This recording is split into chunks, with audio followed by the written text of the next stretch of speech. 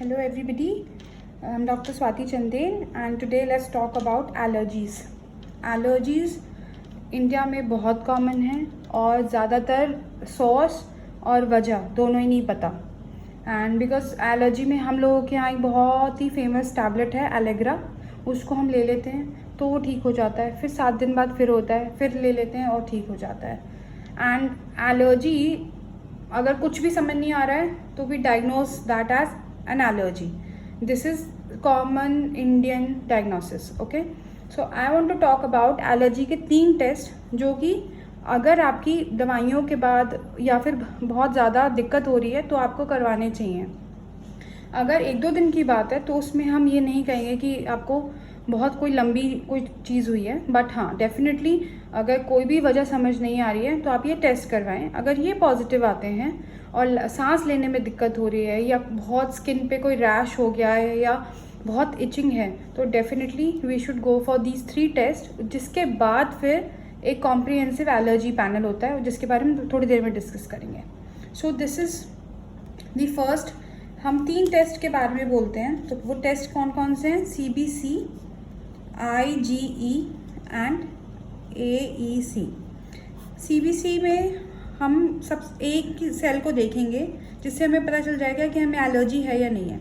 तो इन पेशेंट में आप देखेंगे कि ईसिनोफिल आप बोल्ड है numerical and it is 0.5. That means there was an allergic component. हमारे ब्लड में अगर ईसिनोफिल की मात्रा थोड़ी बढ़ जाए नॉर्मल से तो हम मानेंगे कि एलर्जी थी. अब शॉर्ट टर्म थी लॉन्ग टर्म थी वो हिस्ट्री से पता चलेगा. तो पूरे CBC का महत्व यही है क्योंकि बहुत सारे वायरल फीवर्स में भी एलर्जी जैसे सिम्टम्स रहते हैं जैसे कि फ्लू. तो डेफिनेटली उसमें ज़रूरी नहीं है कि ईसिनोफिल बढ़े हों, उसमें सिर्फ ये बढ़ जाता है जो कि दर्शाता है कि बुखार हुआ था या कोई फ्लू जैसी कोई बात हुई थी जिसकी हिस्ट्री पेशेंट खुद देते हैं. नेक्स्ट इज तो CBC में आपको सिर्फ ईसिनोफिल देखना है अपनी एलर्जी पता लगाने के लिए, ये बड़ा होगा. फिर next is absolute eosinophil count. अब आप देखेंगे इसकी जो नॉर्मल वैल्यू है वो 3 से 350 है और इनकी वैल्यू है 435. तो डेफिनेटली इनका एब्सोल्यूट ईसिनोफिल काउंट भी पड़ा हुआ है. ये एक कैलकुलेशन है. ईसिनोफिल जो मैंने आपको अभी बताया था कंप्लीट ब्लड काउंट वाले उसमें उसी की ये कैलकुलेशन है कि बॉडी में कितनी परसेंटेज बनी हुई है. तो डेफिनेटली इनकी ज़्यादा है तो हम इसको कहेंगे कि हाँ एलर्जी कॉम्पोनेंट इज स्ट्रॉन्ग. अब ये किसी किसी का 819 भी आ जाता है या मोर देन 1000 भी रहता है ज़्यादातर आस्थमा के पेशेंट्स में. तो आस्थमा के जो पेशेंट्स हैं उनमें बहुत सांस की दिक्कत स्पेशली इस टाइम पे जब बहुत ज़्यादा पोलन्स उड़ रहे होते हैं, डस्ट होती है तो आस्थमा बहुत ट्रिगर हो जाता है. ऐसी सोरियासिस होता है उसमें एक्जिमा में इन सब में बहुत ज़्यादा ईसिनोफिल बढ़ जाते हैं. So we can say safely कि इन पेशेंट्स को एलर्जी है एंड लॉन्ग स्टैंडिंग होगी. हिस्ट्री आप लेंगे तो लॉन्ग स्टैंडिंग निकलेगी. देन फाइनल डायग्नोसिस बनती है IgE लेवल से. IgE का मतलब इम्यूनोग्लोबुलिन E. इम्यूनोग्लोबुलिन का मतलब हमारी बॉडी में एंटीबॉडी.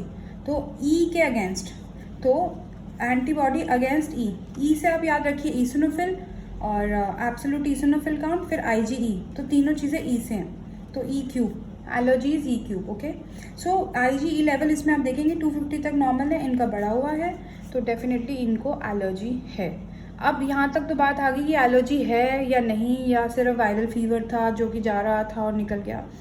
इसके लिए अगर आप बहुत लंबे समय से दुखी हैं, छींक आती है, अगर आप जैसे बाहर जाते हैं छींकें आने लग जाती हैं कंटिन्यूसली 16-17 छींक एक साथ आ रही हैं, सांस लेने में एक सीटी जैसी बज रही है जिसको हम वीजिंग कहते हैं, अगर वो हो रहा है, रैशेज़ हो रहे हैं बॉडी पे, इचिंग हो रही है, इचिंग होने के बाद वहाँ पे स्किन जो है वो थोड़ी सी अनइवन रेड और अबनॉर्मल हो जाती है जैसे किसी चींटी ने काट लिया हो तो वहाँ पे थोड़ा जैसे मोटा हो जाता है उस तरीके से वो अगर हो रहा है जिसको हम हाइव्स कहते हैं. और अगर छींके हो गया, ये हो गया, खांसी हो गई लगातार अगर आपको बाहर हो रही है और रैशेज़ हो रहे हैं और स्कैल्प पे रैशेज़ हो रहे हैं कहीं भी, मतलब इस तरीके का अबनॉर्मल और एलर्जिक सिम्टम अगर आपको देखते हैं तो आप ये तीनों टेस्ट करवाएं. अगर ये तीनों टेस्ट पॉजिटिव आएँ तो उसके बाद फिर आप बिना एलेग्रा खाए, बिना एलेग्रा का कोई भी कोर्स करें, आप कॉम्प्रिहेंसिव एलर्जी पैनल करवाएं. कॉम्प्रिहेंसिव एलर्जी पैनल में कम से कम 100 प्रोडक्ट्स हैं हमारे इंडिया में जो एटलीस्ट प्रेजेंट हैं जिनके अगेंस्ट आपके एलर्जी कंपोनेंट को देखा जाता है, जिसमें कि वेजिटेरियन, नॉन वेजिटेरियन, इन्वायरमेंटल, सारा डस्ट, पॉलन, कॉटन सब कुछ आता है। और जो हमारी मेडिसिन हैं उनके अगेंस्ट तो नहीं है। हो सकता है आप कोई ऐसी मेडिसिन खा रहे हो जो आप खा रहे हैं इस वजह से आपको एलर्जी के सारे सिम्टम्स आ रहे हैं और वो पर्टिकुलर मेडिसिन ही आपको एलर्जी कर रही है, बाकी कहीं से नहीं हो रहा है। And then fruits and vegetables and meat, dairy, wheat, gluten allergy भी बहुत लोगों को होती है क्योंकि हम एक रोटी खाने वाला देश हैं, तो काफ़ी लोगों को तो पता ही नहीं चलता, बचपन से रोटी ही खा रहे हैं तो चपाती से एलर्जी है, वीट से एलर्जी है, तो they can switch on to the rice. And I had this patient where that patient was a vegetable vendor and जब वो ऑब्वियसली उनका काम ज़्यादा सब्जी मंडी के बोरी जूट बैग जो था, जूट को डेफिनेटली वो अननोइंगली ही वॉज टचिंग, तो ऑब्वियसली जब एलर्जी पैनल करवाया तो जूट से एलर्जी आई। अब जूट का मतलब है बोरी, तो जितनी भी बोरियां थी उनके आसपास वो उनको कहीं ना कहीं टच कर रही थी and he was having all the allergy symptoms. तो उन्होंने अपने घर पे पिलो, बेडशीट सब चेंज कर लिया, उससे कोई फ़ायदा नहीं हुआ। एलेग्रा से कोई फ़ायदा नहीं हुआ। फ़ायदा कब हुआ? जब वहाँ के उन्होंने पूरा अपने हैंड्स को कवर करके he started working with the jute का जो बैग्स होता है वहाँ पे जिसमें सब्जियाँ रखी जाती हैं, बोरियाँ कहते हैं जिनको। So that's how we go forward. बहुत सारा क्या होता है, lot of people they are into too much test at one go. No, don't do that, go step by step. आप पहले बेसिक टेस्टिंग करवाओ, उसमें कुछ अब नॉर्मल आएगा तो आप फर्दर टेस्टिंग करवाएं, एडवांस टेस्टिंग करवाएं। सबसे पहले basic testing, then only advance testing, क्योंकि ये तीनों जो टेस्ट है उससे 2 गुना ज़्यादा का ये अकेला कॉम्प्रिहेंसिव एलर्जी पैनल है। करवाने का फ़ायदा होना चाहिए। अब सब कुछ अब नॉर्मल आपकी सिम्टम्स हैं और ये नॉर्मल आ रहा है, तो उसकी 2 वजह हैं। आपने एलेग्रा या फिर एंटी एलर्जी किसी तरीके की मॉन्टेयर एक्सेल या कुछ भी खा के आपने इसको टेस्ट को दिया है, तब ये नॉर्मल आ सकता है, क्योंकि आपने ईसोनोफिल्स को कंट्रोल कर लिया, मास्ट सेल्स जो एलर्जी के लिए कंट्रोल, हिस्टामिन को कंट्रोल कर लिया। जो मैं नाम ले रही हूँ ये सारे हमारे सेल से रिलीज होते हैं जब एलर्जी होती है, तो ये सब कंट्रोल करे बिना आपको देना है test. That's so that the real result, the real reason can come out. So this is how we go forward in an allergy symptom patient. Yeah, that's it. Bye.